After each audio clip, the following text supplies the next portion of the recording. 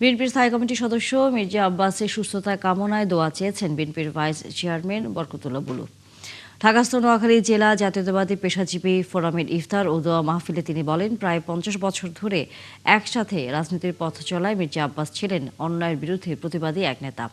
এ সময় বিএনপির এই সংসদ সদস্য ভেদাভেদ ভুলে দেশের কল্যাণে সবাইকে ঐক্যবদ্ধ থাকার আহ্বান জানান।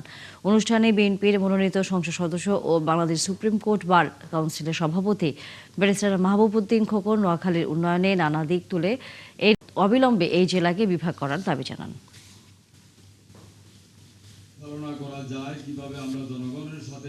আমি বাবু ঈশ্বরচন্দ্র রায়, মির্জা আব্বাস, এই তিনটা নাম একসাথে উচ্চারিত হয়। মির্জা আব্বাস আজকে মৃত্যু সজ্জায়। তার এই অবস্থার কারণে আমি শুধু আপনাদের কাছে তার জন্য দোয়া চাইব, আল্লাহ যেন তাকে হায়াত দারাজ করেন, সম্পূর্ণ সুস্থতা দান করেন। রাজধানী ঢাকায় 24% মানুষের নোয়াখালী।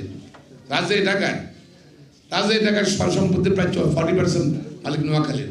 আমাদের এখানে বিভাগ হওয়া দরকার, আমাদের এখানে শিপিয়ার হওয়া দরকার, আমাদের নদীবন্দর হওয়া দরকার।